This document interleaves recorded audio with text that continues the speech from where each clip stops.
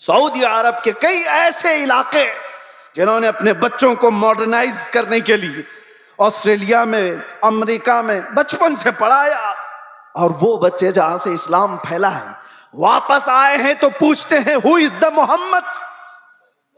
محمد کس کا نام ہے، کون ہے؟ معاذ اللہ رب العالمین۔ اگر اسی انداز سے زندگی جینے کا سلیقہ رہا تو بچے یہی سب چیزیں سوال کریں گے۔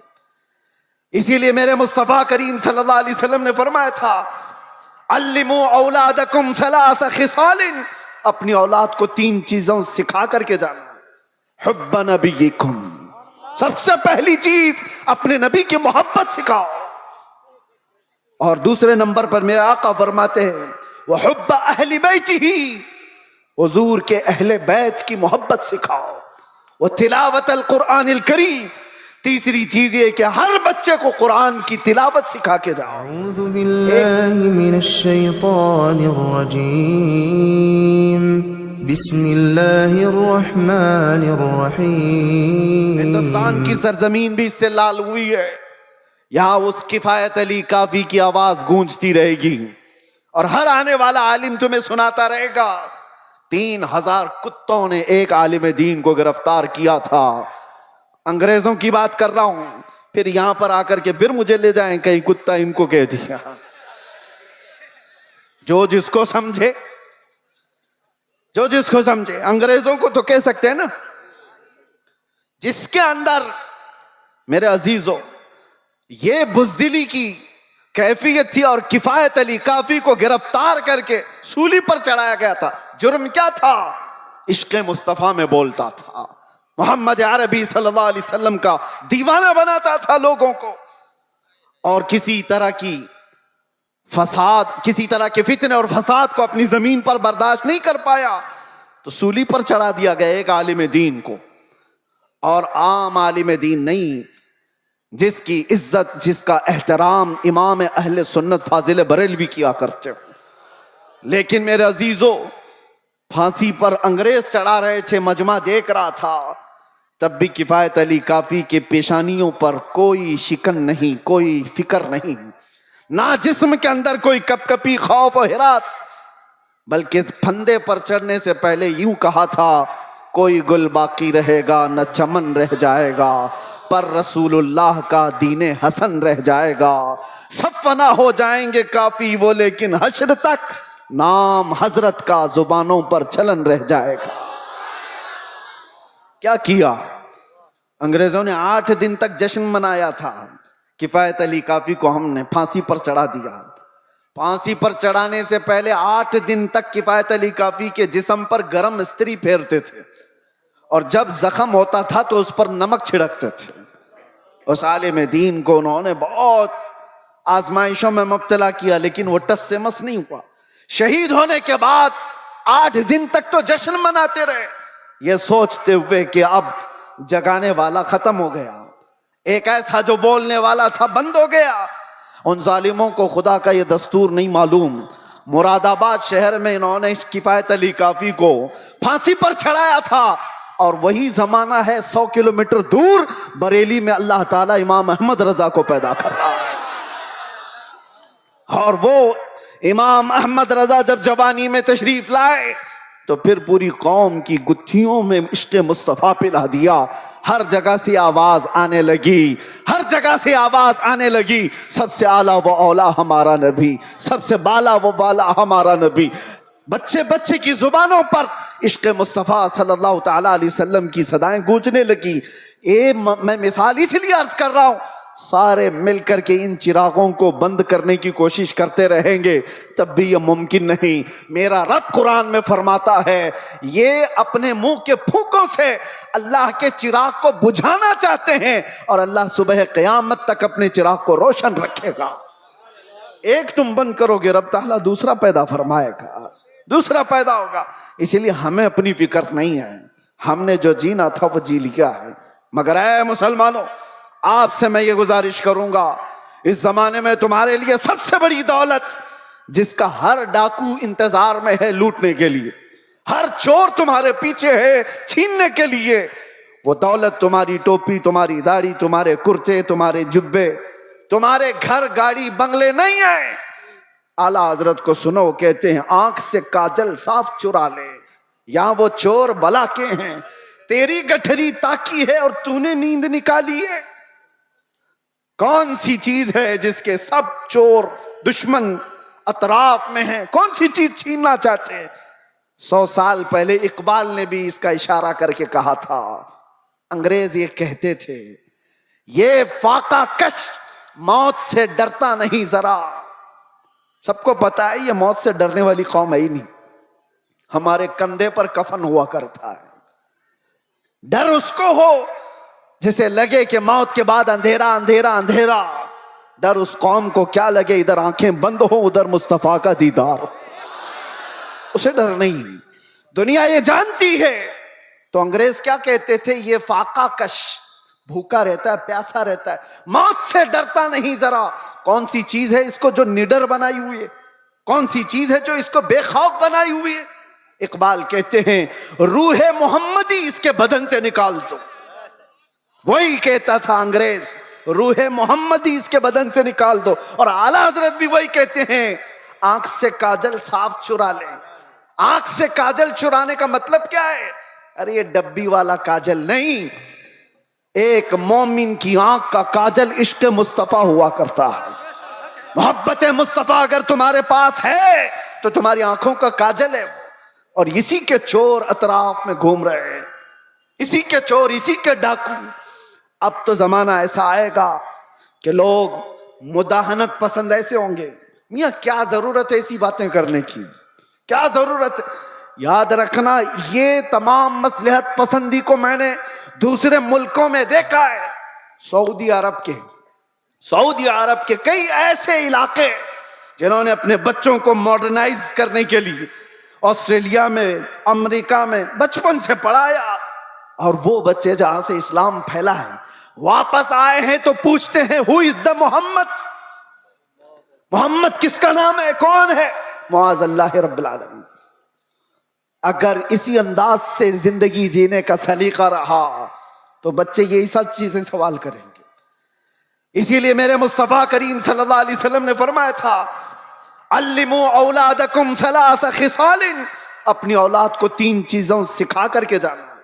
حب نبیکم، سب سے پہلی چیز اپنے نبی کی محبت سکھاؤ، اور دوسرے نمبر پر میرے آقا فرماتے ہیں وحب اہل بیتہ، حضور کے اہل بیت کی محبت سکھاؤ، وتلاوت القرآن الکریم، تیسری چیز یہ کہ ہر بچے کو قرآن کی تلاوت سکھا کے جاؤ۔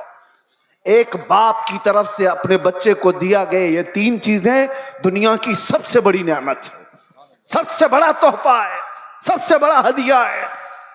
اسی لیے میرے عزیزوں بار بار ہم ہر اسٹیج سے یہ علل اعلان تمہیں پکار پکار کر کہتے ہیں حضور پاک صلی اللہ تعالی علیہ وسلم کے نام پر کوئی سمجھوتا نہ کرو، کوئی مصلحت پسندی نہ کرو، کوئی دباؤ، کوئی سمجھوتا نہیں۔ جو جان مانگو تو جان دے دیں، جو مال مانگو تو مال دے دیں، مگر یہ ہم سے کبھی نہ ہوگا نبی کا جاہو جلال دے دیں۔ جب تک یہ صفت تمہارے اندر باقی رہے گی انشاءاللہ کوئی قوم تم کو صفحہ ہستی سے مکمل مٹا نہ سکے گی، نہیں ہوگا۔ لیکن ایک بات اور سمجھ کے چلو، اقبال کی یہ بات بہت پکی ہے، اگر اس رشتے سے تم دور ہوتے چلے گئے، جو مدینے سے تار ہمارے جڑے ہوئے ہیں اس سے دور ہوتے چلے گئے، ہوگا کیا؟ ان کے جو ہم غلام تھے خلق کے پیشوا رہے۔ حضور کے جب ہم غلام تھے پوری مخلوق کے آقا ہم کہلاتے تھے، ان کے جو ہم غلام تھے خلق کے پیشوا رہے، ان سے پھرے جہاں پھرائی کمی وقار میں۔ جیسی ہی حضور سے چہرہ پھیر لیا دنیا نے ہم سے چہرہ پھیر لیا، عزتوں میں کمی آئی ہے۔ آپ کو کیا لگتا ہے یہ عزتیں آج ہمیں جو اس منبر پر بیٹھنے کی ملی ہیں یہ ہماری پگڑیوں سے ملی ہیں، یہ ہمارے جبوں کی وجہ سے ملی ہیں؟ اس سے بہترین لوگ بھی پہنتے ہوں گے۔ ہمیں جو عزتیں ملی ہیں ان پگڑیوں سے نہیں، وہ نام مصطفیٰ کی برکت ہے۔ آبروئے ماں زنام مصطفیٰ است. اقبال نے کہا تھا ہم سب کی عزت و آبرو حضور کے نام سے وابستہ ہے، اور اگر حضور پاک صلی اللہ تعالی علیہ وسلم کی عزت ہی نہ رہی تو ہم اپنی عزت کا کیا کریں؟ ہماری کوئی اپنی عزت نہیں. ہمیں دنیا حضور پاک صلی اللہ تعالی علیہ وسلم کے غلام کی حیثیت سی پہچان تھی، اور اس پہچان کو زندہ رکھنا یہ ہمارا فریضہ ہے. اس پہچان کو باقی رکھنے میں ہم ہر کسر پوری کریں. اسی لیے میں نے کہا تھا ابھی چند دنوں قبل، آپ کے سامنے دہراتا ہوں، چند دنوں پہلے، وہ تو میں باہر آنے کے بعد قید سے پہلی مرتبہ بنگال آپ کے سامنے آیا ہوں، لیکن آپ کو ایک بات بتا رہا ہوں. ابھی میں نے کہا انگریزوں کے متعلق ہماری زبان سے نکل جاتا ہے کتے کا لفظ، نکل جاتا ہے، اور سب کو پتا ہے. اسی بات پر مجھے 8 مہینے اندر رکھ دیا. میں کہتا ہوں میرے عزیزوں، علل اعلان کہتا ہوں، دنیا کو سب کو کہتا ہوں، اگر تمہیں کہنا ہے مجھے ایک بار نہیں 1000 بار کتا کہو دربار رسالت کا، محمد عربی کا، ہمیں ذرا برابر بھی فرق نہیں پڑے گا، بلکہ ہم تو اس کو دنیا کا سب سے بڑا لقب سمجھیں گے، سب سے بڑی عزت ہے. سگے طیبہ سب مجھے کہہ کہہ کے پکارے بے دم، یہی رکھیو میری پہچان مدینے والے، یہی رکھیو میری پہچان مدینے والے. میں تم سے پوچھتا ہوں، اگر تمہیں بارگاہ مصطفیٰ کا کتا کہا جائے تو کسی کو شرم آئے گی؟ کسی کو عیب لگے گا؟ وجہ یہ ہے کہ ہم ان نسبتوں پہ فخر کرتے ہیں. میں ان سے کہتا ہوں تمہیں اگر اس بات پر شرم آتی ہے تو ایسی نسبتوں کو چھوڑو. جن کو یہ لگتا ہے عیب لگتا ہے وہ ان نسبتوں کو چھوڑیں. آئیں جہاں پر بندہ حضور کے دربار میں اپنے آپ کو کتا بھی کہتا ہے تو اسے فخر محسوس ہوتا ہے، لیکن اس کا مطلب یہ نہیں. ہم نے بارگاہ مصطفیٰ میں اپنی نسبتیں خاکستر ہونے کے انداز سے پیش تو کی، مگر میرے مصطفیٰ کی غیرت دیکھو. رسول پاک صلی اللہ علیہ وسلم نے ہمیں مجمع میں کتے کی حیثیت سے نہیں پیش کیا، جس مجمع میں گئے شیر کی حیثیت سے پیش فرمایا. یہ صرف ہمارے لیے نہیں ہے، جو بھی بارگاہ مصطفیٰ کی نسبت پر فخر کرتا ہے دنیا اسے ہلکے میں نہیں لے گی، پھر اللہ تبارک و تعالیٰ اس کی عزتیں بڑھا دیتا. اعلیٰ حضرت نے زندگی بھر بارگاہ مصطفیٰ میں اپنی نسبتوں پر فخر کیا ہے، اور غوثیت مآب کے دربار پر نسبت جوڑتے ہوئے کیا کہا تھا بریلی کے تاجدار نے؟ غوث پاک کے دربار میں کیا کہا تھا پتہ؟ ہم تو کہہ دیتے ہیں غوث پاک کا مرید ہوں، غوث پاک کے سلسلے کا مرید ہوں.